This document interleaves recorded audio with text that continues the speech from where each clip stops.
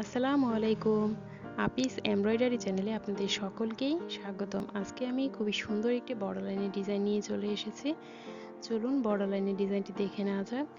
আর এই ডিজাইনটি আপনারা আপনাদের শাড়িতেও করতে পারেন, ওড়নার সাইডেও করতে পারেন, আর যে কোনো ধরনের সালোয়ার কামিজের নিচের দিকে করতে পারেন। ছোট বাচ্চার ফ্রকের মধ্যেও করলে অনেক সুন্দর লাগবে। তো চলুন পুরো কাজটি দেখে নেওয়া যাক। আমি এখানে পাতার কাজগুলো করছি, ফুলের যে পাপড়ির কাজগুলো থাকে সেটা করে নিচ্ছি। তো এটা করতে আমি এখানে স্টিচ ব্যবহার করেছি, খেজুর পাতা ভরাট স্টিচ।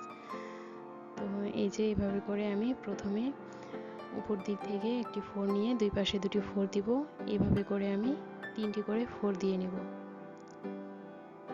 এভাবে করে আমি একটি পাতা করে নেব। আর মাঝখানে যে বৃত্তটি আছে আপনারা চাইলে এখানে ডলারও বসাতে পারেন, চাইলে এখানে পুঁতিও বসাতে পারেন। যে কোনো একটি বসালে অনেক সুন্দর লাগবে।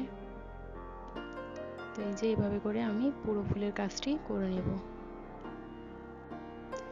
ভিডিও সম্পর্কিত যদি আপনাদের কোনো ধরনের কোনো রকম সমস্যা থেকে থাকে তাহলে প্লিজ আমাকে কমেন্ট করে জানাতে ভুলবেন না।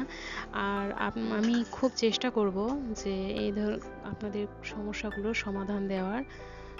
আর আপনারা আমাকে প্লিজ জানাবেন যে কী ধরনের ভিডিও আপনারা দেখতে চান। আমি ঠিক তেমন ধরনের ভিডিও দেওয়ার চেষ্টা করব। আর আপনাদের কাছে আমি একটি ছোট্ট রিকোয়েস্ট করছি, প্লিজ আমার চ্যানেলটিকে সাবস্ক্রাইব করবেন আর আমার ভিডিওটিতে প্লিজ একটি লাইক করে দিবেন, কেননা আপনাদের একটি লাইক আমার এই ভিডিওটিকে অনেকের কাছে পৌঁছতে সাহায্য করবে আর আমার চ্যানেলটাকে অনেক দূর এগিয়ে নিয়ে যাবে। তো এই যে এখানে আমি মাঝখানের ভরাটি করে নিয়েছি। আর এখানে ডালপালার কাজ করছি। ডালপালা কাজ করার জন্য আমি এখানে লাল সুতা নিয়েছি। আপনারা চাইলে এখানে সবুজ সুতাটিও ব্যবহার করতে পারেন, সেটাও অনেক ভালো লাগবে। আমি চেষ্টা করেছি এখানে একই ধরনের কালার নেওয়ার। আর এখানে ডাল সেলাই দিয়ে আমি পুরো ডালের কাজটি করে নিচ্ছি। আর এখানে পাতার কাজগুলো করার জন্য আমি খেজুর